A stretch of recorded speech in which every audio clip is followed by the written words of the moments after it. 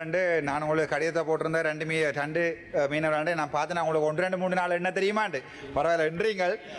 என்னென்றால் நான் கேட்க வேண்டிய கேள்வி, உங்களுடைய அரசாங்கம் இந்த மக்களுக்கு கொடுத்த வாக்குறுதிகளில் முக்கியமாக கொடுத்தது வந்து அந்த மீன் பிடிக்கிற ஆப், அந்த எங்க கூட மீன் நிற்குதுன்னு சொல்லி மீன் பிடிக்கிற ஆப் கொண்டு தாரன்னு கூட ஜனாதிபதி தாரன்னு சொல்லி இருந்தவர். எப்போ அந்த ஆப்பை தருவீங்கன்னா நாங்கள் கூட எங்க மீன் நிற்குதோ அங்கே போய் பிடிக்கலாம்.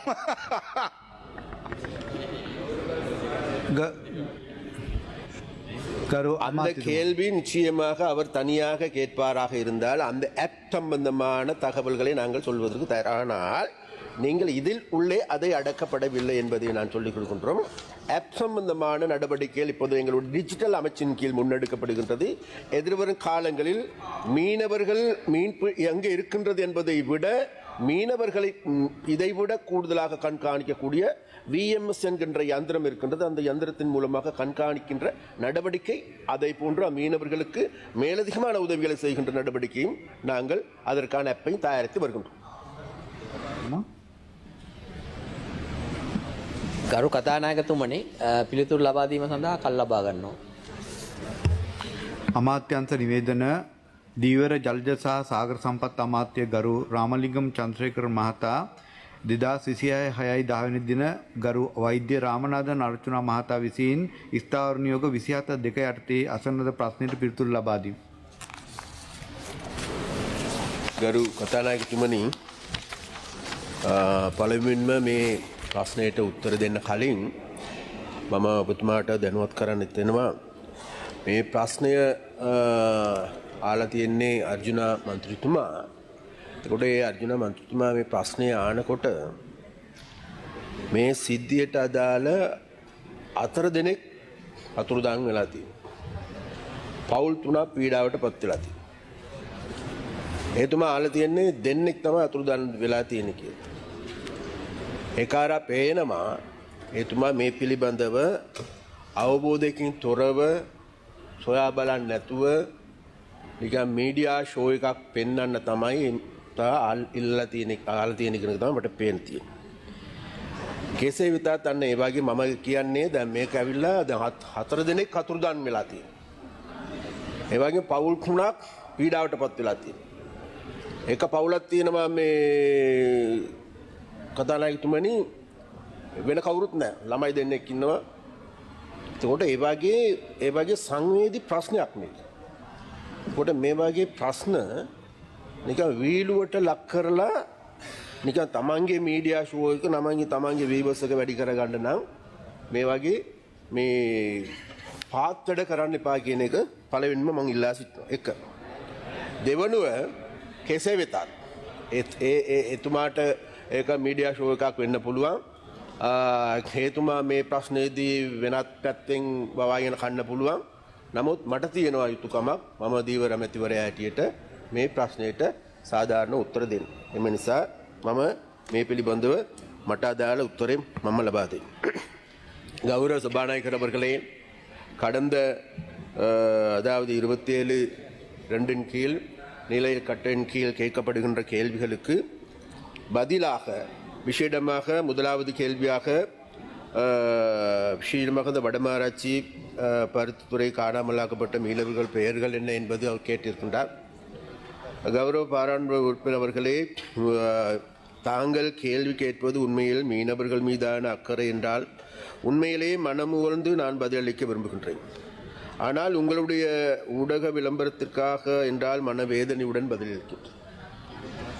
ஏனென்றால் அதாவது இதில் காணாமல் போனவர்கள் 2 பேர் அல்ல 4 பேர்.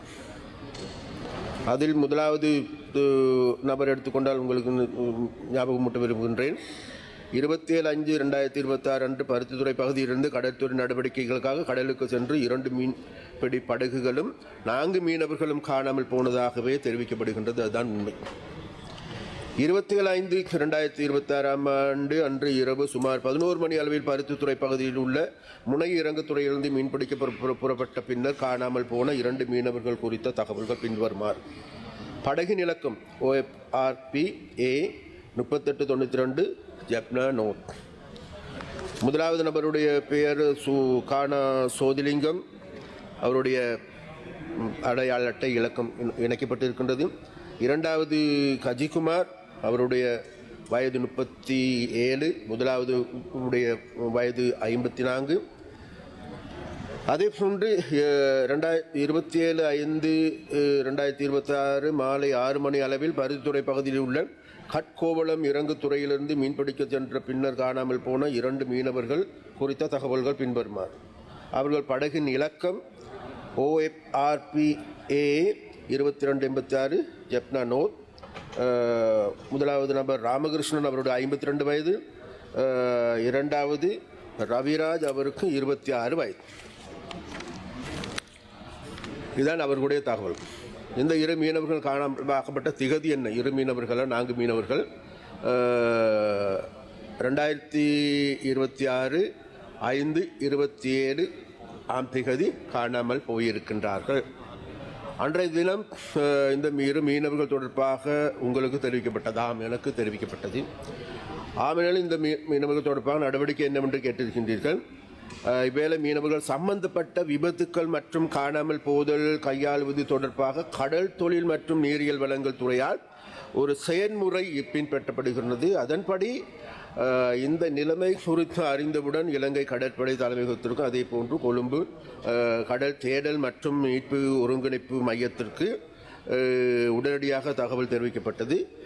மேலும் வடக்கு பிராந்தியத்தில் உள்ள இலங்கை கடற்படை அதிகாரிகளுக்கும் தெரிவிக்கப்பட்டது. மீனவர்கள் தேடும்படி உடனடியாக தொடங்கப்பட்டது. அது மட்டுமல்லாமல் அனர்த்த நிவாரண முகாமைத்துவ நிலையத்தினுடைய பிரதி பணிப்பாளர் அவர்களுக்கும் இது சேவையான தகவல் தெரிவிக்கப்பட்டது. அது சம்பந்தமாகவும் நடவடிக்கை எடுக்கப்பட்டது. அது மாற்றமல்ல, இந்த சம்பவம் கேள்விப்பட்ட உடனடியாக நான் நேரடியாக பாதுகாப்பு செயலாளரோடு தொடர்பு கொண்டேன். அதே போன்று கடற்படை தளபதியோடு தொடர்பு கொண்டேன், இராணுவ தளபதியோடு தொடர்பு கொண்டேன், அதே போன்று அனர்த்த நிவாரண பிரிவினரோடு தொடர்பு கொண்டேன். அனைவரையும் இந்த செயற்பாட்டோடு முன்னிக்கும்படி என்னால் பணிக்கப்பட்டது. அடுத்ததாக அவர் கேட்கப்பட்ட கேள்வி 5வது கேள்வியாக இருக்கின்றது. இலங்கை கடற்படை மற்றும் இலங்கை மீன் தொடர்புடைய தகவல்கள் பெறும். அதாவது நாங்கள் கேட்கின்ற ஒரு சில கேள்விகள் எங்களுடைய அமைச்சுக்குரிய விடயங்கள் அல்ல. அது குறிப்பாக பாதுகாப்பு அமைச்சோடு தொடர்புபட்டவை. மேலதிகமாக உங்களுக்கு தகவல் தேவைப்படுமாக இருந்தால் கடற்படையினர் சென்ற நேரம், வந்த நேரம், அவர்களுடைய தேடுதலுக்காக பயன்படுத்தப்பட்ட படகுகள், விமானங்கள் தொடர்பான தகவல்களை மேலதிகமாக பெற்றுக்கொள்ள வேண்டுமாக இருந்தால் உரிய நிறுவனங்களோடு உரிய அமைச்சுடன் கேள்விகளை கேட்கும்படியும் நான் கேட்டுக்கொள்கின்றேன். அதே போன்று இலங்கை கடற்படை மற்றும் இலங்கை விமானப்படையும் தொடர்புடைய தகவல்களை பெறும்படி, அதாவது நீங்கள் ட்ரோனரை பற்றி கேட்டிருக்கின்றீர்கள், அவ்வாறான விளையாட்டுத்தனமாகவும் கேட்டிருக்கின்றீர்கள். எல்லாத்திலும் விளையாடுற மாதிரி ராஜுனா இதிலையும் விளையாண்டுருக்கீங்க, பரவாயில்லை. அது தொடர்பாகவும் நீங்கள் தகவல்களை பெற்றுக்கொள்ளும். 7வதாக கேட்டிருக்கின்ற இது தொடர்பாக தாங்கள் எதுவித கவனம் இல்லாமல் வெறுமனே அரசியல் செய்வதாக பொதுமக்கள் கருதுகின்றார். இன்று வரை இது தொடர்பாக ஆக்கப்பூர்வமான நீங்கள் எடுத்த நடவடிக்கை என்ன? உண்மையிலேயே நாங்கள் இதில் அரசியல் செய்யவில்லை. இதில் அரசியல் செய்கின்றவர்கள் பலர் இருக்கின்றார்கள். எது எவ்வாறான போதிலும் கூட நாங்கள் இந்த சம்பவம் கேள்விப்பட்ட அடுத்த நிமிடத்திலிருந்து பாதுகாப்பு தரப்பினருக்கு இதை அறிவித்திருக்கின்றோம், தேடுதல் நடவடிக்கைகளை ஈடுபடுத்தி இருக்கின்றோம். அது மாத்திரமல்ல, அந்த பிரதேசத்திற்கு எங்களுடைய பாராளுமன்ற உறுப்பினரான இளங்குமரனும் அதே போன்று ரஜீவன் அவர்களும் சென்று அந்த மக்களோடு நேரடியாக களத்தில் இருந்தார்கள், தேடுதல் நடவடிக்கைகளை ஈடுபடுத்தினார்கள். அது மாத்திரமல்ல, எங்களுடைய மீனவர் சங்கங்கள், அங்கு இருக்கின்ற எங்களுடைய பிரதேச சபை உறுப்பினர்கள் உள்ளிட்ட அனைவரும், அது மாத்திரமல்ல அங்கு இருக்கின்ற மீனவர்கள், விசேடமாக அங்கு இருக்கின்ற மீனவ சங்கங்கள் எல்லோருமே எந்த விதமான பாகுபாடு இல்லாது தாங்களிடம் இருந்து பணத்தை செலவழித்து கொண்டு இந்த தேடுதல் நடவடிக்கை ஈடுபட்டார்கள். அப்போ அந்த தேடுதல் நடவடிக்கை ஈடுபடுகின்ற பொழுது நேரடியாக அதுக்கு போதுமான ஊக்குவிப்பினை நாங்கள் அவர்களுக்கு பெற்றுக் கொடுத்தோம்.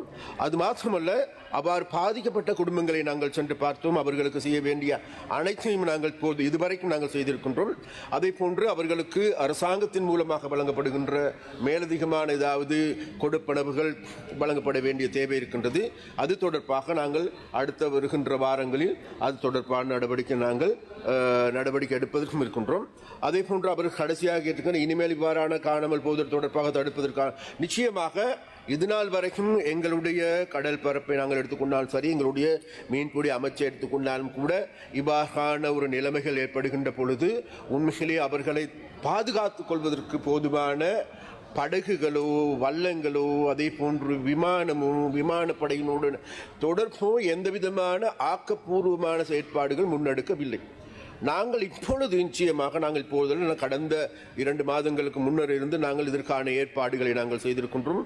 அதற்கு பாதுகாப்பு அமைச்சர், அதே போன்று பாதுகாப்பு செயலாளர், அதே போன்று அனைவரோடும் இது தொடர்பாக நாங்கள் கலந்துரையாடி இது தொடர்பான நடவடிக்கைகளை நாங்கள் எடுத்திருக்கின்றோம். அதனால் நாங்கள் எதிர்பார்க்கின்றோம் எதிர்வரும் காலங்களில் மக்களிடமும் மாத்திரமல்ல மீனவர்களிடம் ஒன்றை நாங்கள் கேட்டுக்கொள்கின்றோம். மீனவர்களே, நாங்கள் எச்சரிக்கை விடுகின்ற பொழுது அதாவது கடல் தொழில் அமைச்சின் கீழ் எச்சரிக்கை விடுக்கப்பட்ட பிறகு கடலுக்கு செல்ல வேண்டாம் என்று அதை நீங்கள் அவதானத்தில் எடுக்க வேண்டும் நாங்கள் கேட்டுக்கொள்கின்றோம். அதே போன்று எங்களுடைய பாதுகாப்பு அங்கிகள் அணியாது செல்லுகின்றோம். அதன் ஊடாகவும் எங்களுக்கு பாதிப்பு ஏற்பட்டிருக்கின்றது. அப்போ அந்த வகையில் விஷயமாக அவருக்கான நடவடிக்கையில் நாங்கள் தொடர்ச்சியாக எடுத்து வருகின்றோம் என்பதை கோரிக்கொள்ள விரும்புகிறேன். நன்றி. ගරු මන්ත්‍රීතුමා நன்றி. பாசத்துக்கும் நேசத்துக்கும் உரிய மீன்பிடித்துறை அமைச்சர் சந்திரசேகரன் அவர்களே, நீங்கள் சொல்லியிருந்தீங்க 4 மீனவர்கள் அண்டு நான் உங்களுக்கு கடிதத்தை போட்டிருந்தேன். 2 மீனவர்கள் நான் பார்த்து நான் உங்களுக்கு 1, 2, 3 நாள் என்ன தெரியுமாண்டு பரவாயில்ல என்றீங்கள். என்னென்றால் நான் கேட்க வேண்டிய கேள்வி, உங்களுடைய அரசாங்கம் இந்த மக்களுக்கு கொடுத்த வாக்குறுதிகளில் முக்கியமாக கொடுத்தது அந்த மீன் பிடிக்கிற ஆப், அந்த எங்க கூட மீன் நிக்குதுன்னு சொல்லி மீன் பிடிக்கிற ஆப் கொண்டு தாரன்னு கூட ஜனாதிபதி தாரன்னு சொல்லி இருந்தவர். எப்ப அந்த ஆப்ப தருவீங்கன்னா நாங்கள் கூட எங்க மீன் நிக்குதோ அங்க போய் பிடிக்கலாம்.